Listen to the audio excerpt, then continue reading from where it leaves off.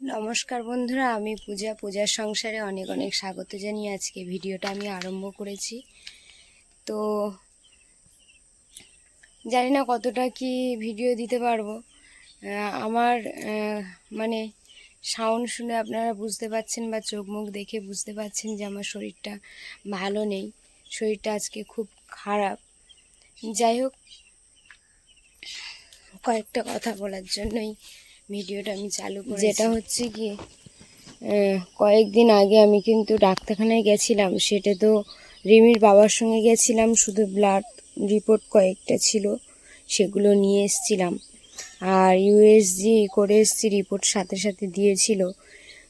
তো তারপরে আমি মাঝে একদিন সময় করে একা গেছিলাম ডাক্তার কাছে, যে রিপোর্টগুলো দেখাতে প্রবলেম কি আছে সেই জন্য। তো রিপোর্ট দেখানোর পরে প্রবলেম অনেক কিছুই বলেছে, কিন্তু এখনো পর্যন্ত যে রিপোর্ট দেখে ওষুধ দিয়েছে সেগুলো এখনো পর্যন্ত কিনতে পারিনি। তো বিগত কয়েকদিন হয়ে গেছে, প্রায় 15-20 দিন হয়ে গেছে, এখনো পর্যন্ত ওষুধ আমি কিনতে পারিনি। তো সেই অবস্থায় এখন আছি। আর মাঝে সাঝে দেখছি মানে যন্ত্রণাটা খুব করছে, আবার আজকে দেখছি সকাল থেকে আর উঠতেই পারছি না, এরকমই অবস্থা। এত যন্ত্রণা করছে বলার মতো না।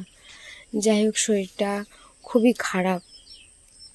তো ছোট্ট করে একটা ভিডিও আনছি আপনাদের সামনে। ভাবলাম আমি এখন করে না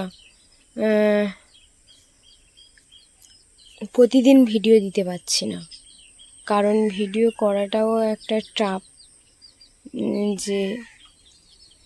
যেহেতু অনলাইনে এসছি, আপনাদের সামনে ভিডিও করছি, দেখাচ্ছি, সেই অনুযায়ী ভিডিও তো দিতে হবে। একটা যখন কাজ শুরু করো সেই কাজটাকে কন্টিনিউ করে রাখতে হয়, না হলে সেই জায়গাটাও নষ্ট হয়ে যায়। তো চেষ্টা করছি ভিডিও দেওয়ার, কিন্তু মেন ব্যাপার হচ্ছে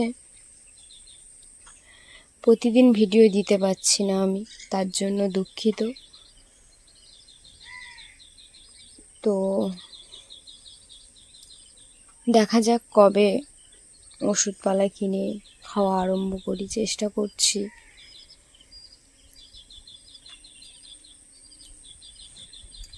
তো মেন ব্যাপার হচ্ছে কি বলুন তো, এতটা শরীরটা অসুস্থ হয়ে যাওয়ার আরও একটা কারণ আছে, যেটা আপনারা হয়তো বুঝবেন, যে যতই ভালো জায়গায় গিয়ে ঘুমাও না কেন বা থাকো না কেন, নিজের ঘর একটা শান্তির জায়গায়, যেটা শান্তিভাবে ঘুমানো, খাওয়া দাওয়া সব কিছু, সেগুলো তো এখন হচ্ছে না। মানে শারীরিকভাবে অসুস্থ হয়ে পড়েছি আরও একটু বেশি। আর যেটা হচ্ছে কি, ঘুম খাওয়া ঠিকঠাকও হচ্ছে না। কারণ এর আগে যখন আমি খুবই অসুস্থ হয়ে পড়েছিলাম, তখন ডক্টরকে দেখিয়েছিলাম, তখনই কিন্তু আমাকে বলেছে আপনি খাওয়া দাওয়া মেনটেন করবেন, মানে 2 ঘন্টা পর পর খাবেন, এইভাবে বলে দিয়েছে। বা ঠিকঠাক ঘুম, যেমন দুপুরে রাতে, এগুলো ঠিকঠাক ঘুমাতে হবে।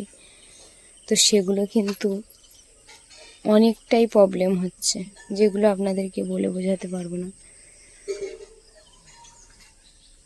যাই হোক, আমাদের খুব তাড়াতাড়ি কাঠ খোলার কাজ হবে, ঘরের কাঠ যেগুলো দেওয়া আছে সেগুলো খোলার কাজ হবে। হলে একটু একটু করে, কাজ তো আবার বাকি আছে, একটু একটু করে চেষ্টা করবে সামনের দিকে আগানোর। দেখা যায় কতদূর কি হয়। এত চাপের মধ্যে আছে, সবাই আছে।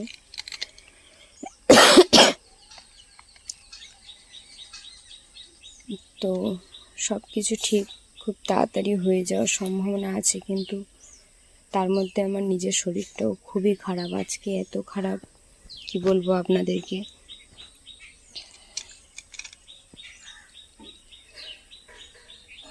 তো তো আগের সপ্তাহ ওরম কয়েকদিন ভিডিও দিতে পারিনি, আবার এ সপ্তাহ তো ভিডিও যাচ্ছে কখনো যাচ্ছে না, এরকমই প্রবলেম হচ্ছে। আর সাউন্ডের কথা বলি, আমি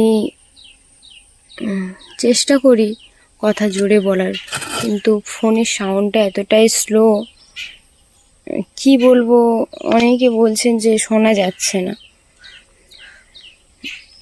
চেষ্টা করছি যে দেখা যাক কিছু একটা ব্যবস্থা করতে পারি কিনা সাউন্ডের জন্য।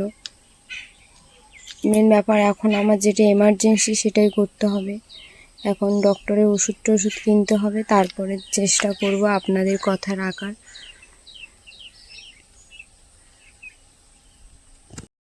সকালে কিন্তু রান্নাবান্না হয়ে গেছে। রিমির বাবারা কাজে যাবে, তো সেই জন্য সকালে রান্না হয়ে গেছে, ওনারা খাচ্ছে। ঘরে 2জন বা 3জন থাকলে আর 2-1জনেরকে বাইরে থাকতে হয়, মানে ঘরটা এতটাই ছোট, আপনাদেরকে দেখিয়েছিলাম। ওর মধ্যে খাট বা জামা কাপড় সব কিছু একটা ঘরের মধ্যে আছে, কিছুটা জিনিস। তো নিচে বসে খেলে 2জন বা 3জন খেলে আর কারোর জায়গা হয় না, 2জনারই ঠিকঠাক খাওয়া হয় না।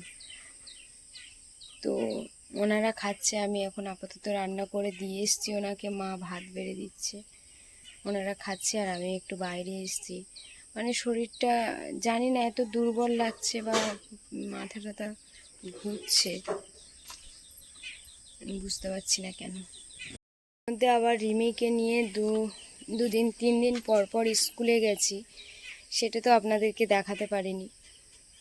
আর রিমির স্কুল আবার ছুটি দিয়েছে, ছুটি বলতে গেলে অ্যাকচুয়ালি ছুটি দিয়েছে আবার ছুটি দেয়নি, এরকম একটা অবস্থা। বলেছে সপ্তাহে 2 দিন স্কুল হবে, যেটা হচ্ছে সোমবার যদি ছুটি থাকে, মঙ্গলবার খুলবে, বুধবার ছুটি থাকলে বৃহস্পতিবার খুলবে, শুক্রবার বন্ধ থাকলে শনি রবিবার তেমনি বন্ধ, আবার সোমবার বন্ধ থাকলে মঙ্গলবার, সপ্তাহে 2 দিন খুলবে আর বাদ বাকিগুলো ছুটি। এইভাবে ক্লাস হবে যতদিন না গরম কমছে। তো আজকে স্কুল ছুটি আছে,